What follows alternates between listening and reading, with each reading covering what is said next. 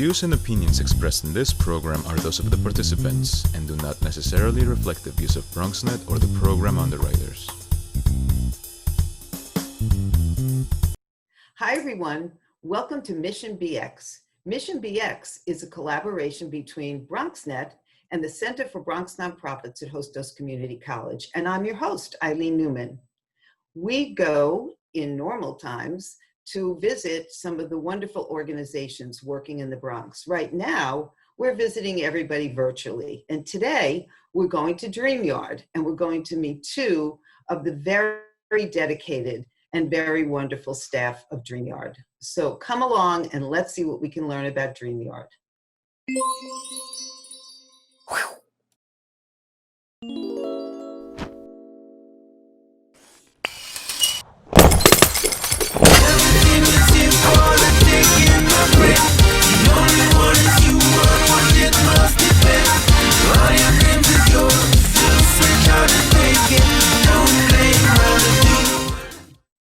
Hi, everyone. I'm here with David Flores, known as D-Flo. We have to say that because that's what I'll be calling him. And Denisse Cotto-Reyes from Dreamyard, a great, great place in the Bronx doing wonderful work. And so I'm really thrilled and excited to be here with them because I know Dreamyard a bit and I've worked with two of the people there. And so we're going to talk about a whole bunch of things, including not just Dreamyard and the work they do, but also the Bronx Relief Fund, which they are very much a part of. So thank you both for doing this. Thanks for having us, Eileen. So here's my first question that I think everybody will be interested in because Dreamyard does so much. So what do you think the primary work is, would you say, of Dreamyard? And you can, take turns or answer. One person can answer, the other can fill in. Feel free. It's not like last night where you're screaming at each other at the debate. You want to go, Denise? Sure. I'd say Dreamyard collaborates with youth, families, and schools in the Bronx to create pathways of equity and opportunities throughout the Bronx.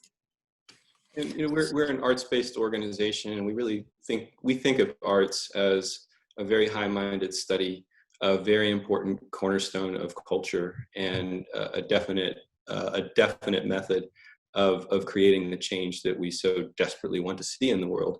I think it's important. It's important to note that our work is in the Bronx. We're in work with over 40 schools in a variety of in-school arts and education programs, and it's so exciting to talk with you about all this today. And I didn't realize that you were in all those schools.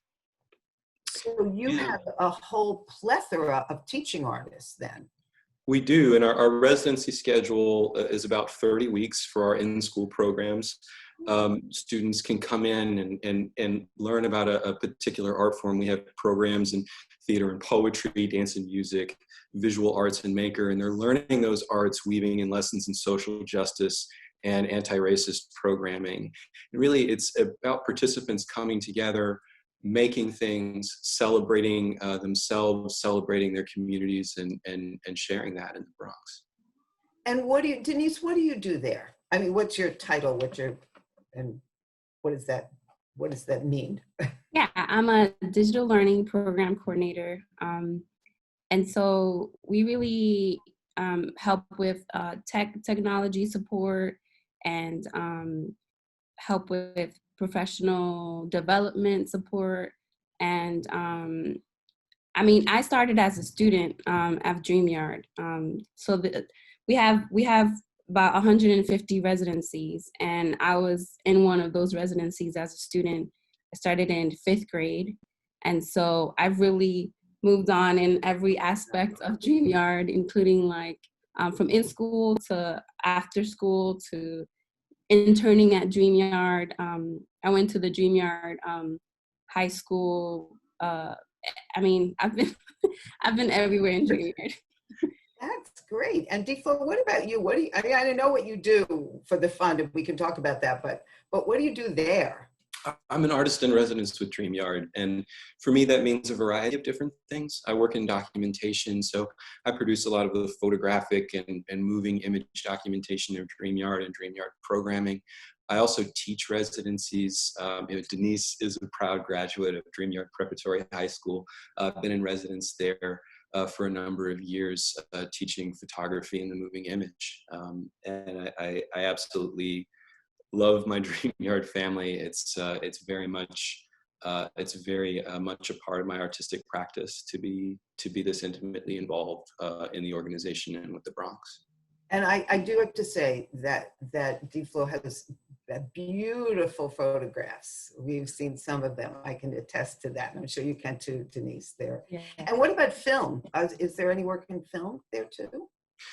Yes, we do a lot of different types of moving image pieces. So we've done projects that are based in social justice, such as PSAs, but also things that are simple, like celebrating the joy and happy experiences that we have with our families and our communities. I think that's a really important part of social justice work, is being able to see yourself in space, your culture, your community, and lift that up and have that amplified with other folks that are working with you in your community. Right. And Denisse, tell me about the school. This one school, right? Or are there now 15 schools that just grew overnight because Dreamyard just does that? The junior high school experience, I was the second graduating class. I was a dance major. I went to poetry after school. I was very popular in terms of always being invited to art events and performance, and I've met a lot of great mentors there. And I mean, I was one of those students that really helped shape what Dreamyard is today, and I'm really proud of that. Denisse helped me, really, when I came to New York, one of the first projects that I got to be involved with Dreamyard was making a series of photographs for our poetry festival. And Denisse was one of the first artists that I made. That was one of my first direct contacts with an artist in the Bronx, things that we're thinking about. And Denisse has had an epic imprint on the way that I view Bronx art and the way that I view community-based art. Yeah, I've known David. We were talking about earlier. We've known each other for 15 years. I know, it's not I know. When you realize that, when I think about how long I've lived in my apartment, I think, whoa, how did that happen? How did that happen? Yeah. And we have a question. I have a question. The Breonna Taylor, did you do that? Oh, back here, yes. I did a series of drawings over the summer. I'm a photographer. Right. But I do a lot of hand drawing and some poor attempts at printmaking. But this was one of the pieces that I made this summer with my family here in the house. I live up in Washington Heights. I'm just right over the Washington Bridge to University Heights in the Bronx. So we're all close up here. Yeah, which is great. So Denisse, tell me so you go to the school. And what happens there that's different than MS 231 around the corner or whatever? I made that up. What was the that's in terms of the in-school programs department. We go, the coordinators and the department directors go, and they have different jobs, but the directors sort of look at and visit the classes, help with the classes, and sort of guide the teaching artists if they need any help or any support, whether it's with the curriculum maps or with how to partner better with their teaching partners. Mm-hmm. Well, now things have changed because of COVID, but yes. So things are now virtual. So that's different. And so the coordinator role is to help also support the teaching artists and and also make sure that the curriculum map is also so there's social justice in there as well, you know. So I remember one of the first times I visited, there was a woman sitting with a woman student, and they were talking about design, but clothing design, because the student was working on that, and it was very one-on-one, and I thought, what goes on here? This is because I had just started the job, and it was one of the first places I went to see, and I thought it was incredible, the depth of the kind of work. And do you see students who move on and go into work in the arts? Does that happen, or? We do, but I think that's not necessarily the end goal. I think art is it's a language, and I think the more languages that we all have access to, that we can both communicate in and receive information from, I think the stronger type of citizenry, stronger type of community that you're building. Art helps with problem solving. It helps with self-confidence. It helps with developing closer relationships. And, you know, we have lots of folks that have come through the Dreamyard project that have gone on to professional arts careers, but we have folks that have come through Dreamyard that have gone on to all kinds of professional types of careers, whether it's in real estate or other forms of business or social justice activism. The folks that come through our program, they are learning art as a communication language, and they bring those things that we weave in, our social justice pedagogy, our anti-racist curriculum, and they bring that to whatever field they choose to pursue. And that to us is the success. It's not necessarily about creating a wide body of professional artists. It's about creating access and touch points for a stronger, more informed, activated, creative community. That it's like the mission of, it sounds like the mission of Dreamyard, the mission of the school, and you both really are indicators of that, and which of course is why Dreamyard would be so actively involved in the relief fund. So we're going to have to take a break. And then when we come back, I want to talk about the work in the community and talk about the relief fund. And of course, anything that you feel you want to tell us about Dreamyard that I don't ask a question about, please do. So we'll be right back. When taking public transportation, don't touch your phone. Carry hand sanitizer and use it immediately upon leaving the bus or train. Avoid touching your face. If someone is coughing or sneezing, move away. Wash your hands with soap and water as soon as possible. Limit contact with poles. If possible, avoid rush hour. Don't eat or drink on public transportation. Keep your bag off the floor or other surfaces. Avoid directly touching turnstiles. Stay up to date with the latest from your local health department and CDC.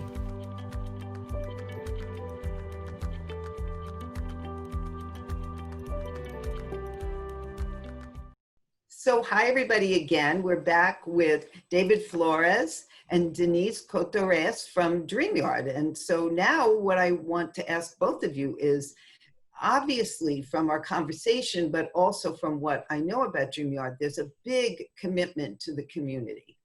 So I know that there was an event for giving kids backpacks in the community, and that was sort of complicated because of the virus, but somehow magically you managed to get supplies into the hands of community members. And I know that I've been at meetings where you've talked about having hundreds of masks that somebody had donated, or thousands of masks. So tell me a little bit about the community work.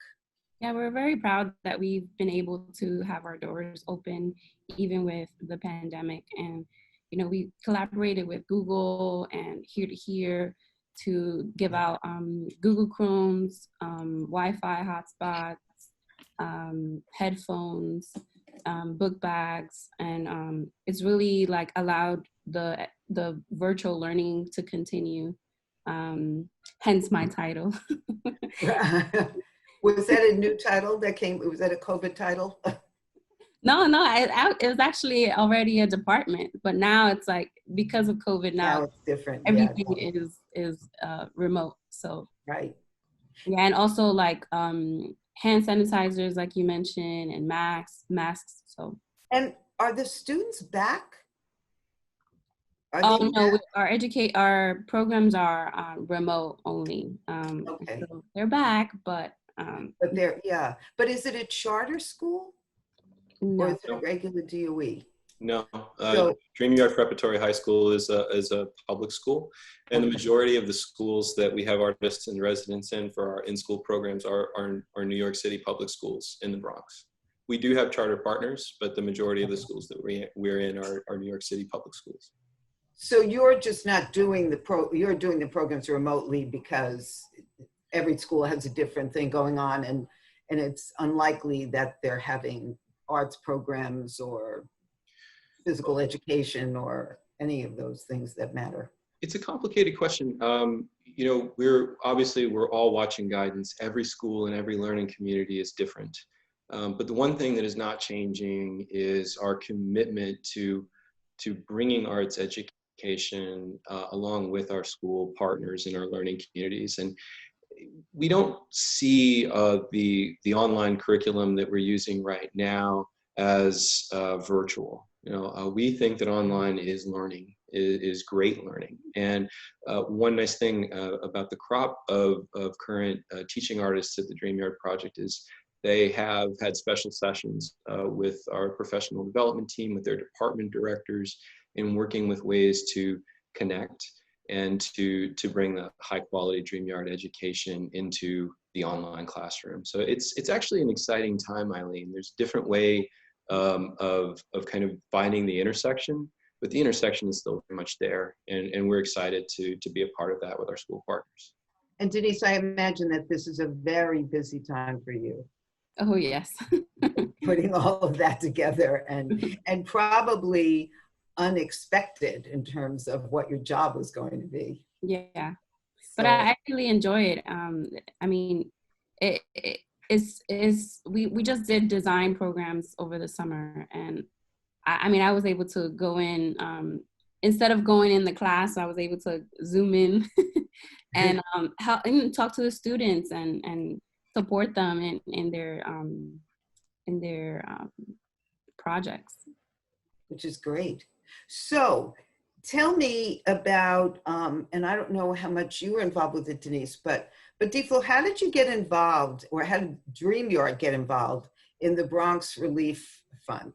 Oh, the Bronx Community Relief effort started actually with a Dreamyard board member. Derek Lewis is a phenomenal active board member at Dreamyard, has had the idea for a long time of connecting assets that we have in the Bronx to solve or address some of the problems that we're experiencing in the borough. Now, when we run that list, we have 8 verticals that we're currently working on: food insecurity, equity and justice, housing stability. We have small business relief, nonprofit economic relief, micro grant distribution, education, technology, connectivity, and health and PPE. These are all things that I think were issues in the borough before COVID struck.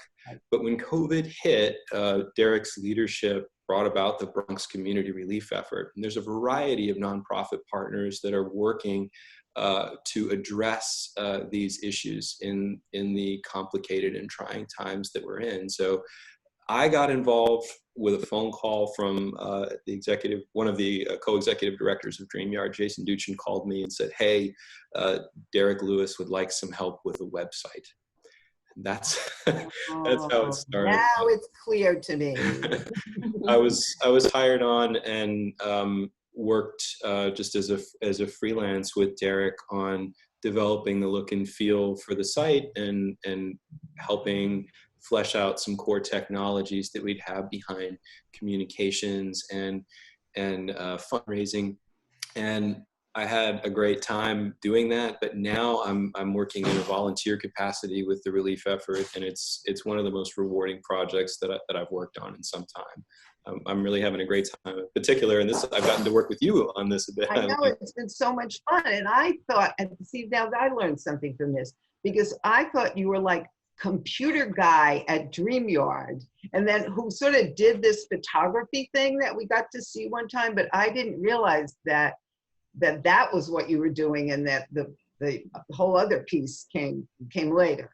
I think like, and I'm not an exception in this. I think the artists that are at the Dreamyard project, they're very much full-time professional artists. I'm a full-time professional artist, but the way that we divide our time in working on projects in our communities, whether they're our family communities, our living communities, our learning communities, we're all thinking about the assets that we bring into those spaces. We want to make sure that we can teach from those things. Like if you know how to do a thing, share the thing that you know how to do. If there's folks that you can partner up with to strengthen and better align the assets that are within your community, you should do that. That's really that's core stuff at Dreamyard. And if you look down the roster of folks that we have, either on the teaching artist side, on the admin side, it's really the same story for all of those folks. And there's a real sense of community, and there's a real sense that the two co-executive directors see it as a community, which is why when I said I wanted to do a show about Dreamyard, immediately Tim said, okay, well, he didn't say I'll be on it or Jason will be on it. You two are on it. And it wasn't about not having time. It was about because they're doing the work. They should be representing, which has been great, which I also thought was a great idea. So what's the total best thing about working there? Or the most special thing that's ever happened since you've been there? This is like when I ask executive directors, what do you do for yourself? And then there's dead silence. So I think for me, I mean, I've always said that Dreamyard has been the village that helped me, that raised me. And so it's been so many amazing things, but I feel like, I don't know if I should say like they're the reason that I'm a poet, I'm an artist, but they're definitely the reason why I was able to access that art. I don't know that I would have been a poet if it wasn't for these free programs. And recently, I think as an employee, I think the learning community has been very important for me, for all of us to continue our work as an anti-racist organization and talk about all these social issues in the world, and how can we be better, and how can, when we employ people, like ask them questions that have to do, we have prime questions, so questions that allow us to be fair and unbiased, and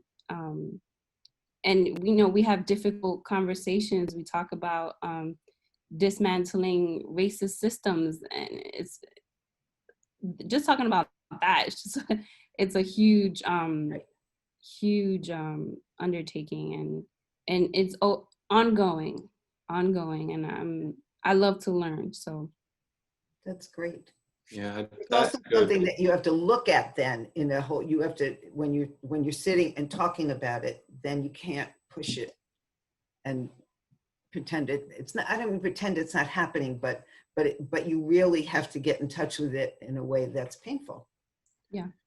Yeah, I 100% agree with Denisse. I think one of the biggest, there's so many like single one-off things, but the thing that I love most about the organization is its commitment to continuing these processes that are very heavy.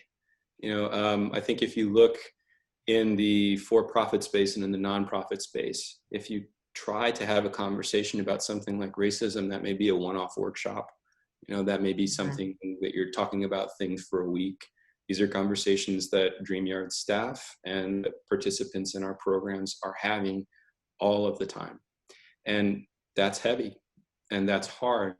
But the only way forward is to figure out how to develop a shared vocabulary, how to refine our values and the things that we want to do to tackle these problems.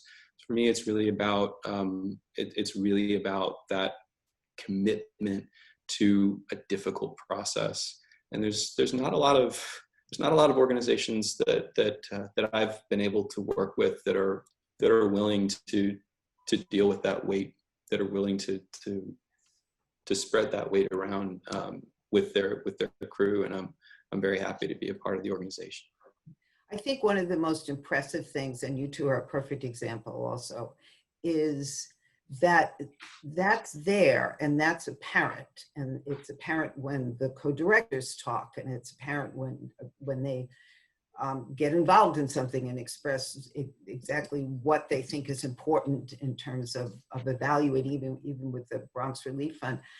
But people are happy, is that the word I'm looking for? It just, there seems to be some, in the same way that you, Denisse, you're talking about how much you love being there, or David, you're saying, there's something about having that feeling when you walk into a place that even if it's hard, is, I think, it nurtures the soul. And I feel like that comes out of that place. It's good to be in any space where you're encouraged to try to bring all of yourself into the space. And when you do that, there's going to be things that happen that are where you make mistakes and where other folks make mistakes, but we're looking out for one another in that. And we're having discussions so that we can move forward, that we can make things better. I don't think Dreamyard's really about turnkey solutions for these problems, but it is about building these better processes through the arts to deal with systemic racism, to deal with economic inequity and education inequity. With great caring. Yes, I think great. So we have to stop. I'm so sorry that I'm also sorry that we're not in your space or in one of the schools the way we would be if it weren't for the virus. So, but thank you both, because I know you're busy, and thanks for taking the time. And it was great to see you with a tie, Diplo. That was great. And Denisse, it was great to meet you. So thanks so much for doing this, and good luck. Thank you, Eileen. Thank you so much. Thanks, Denisse. Thank you.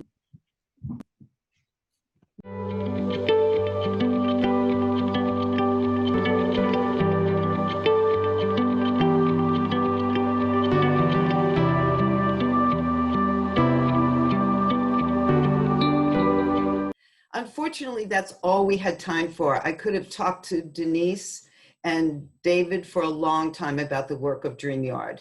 Remember, though, if you want to see the show again, just go on bronxnet.tv and look for Mission BX, or if you missed it, or if you'd like to tell your friends about it.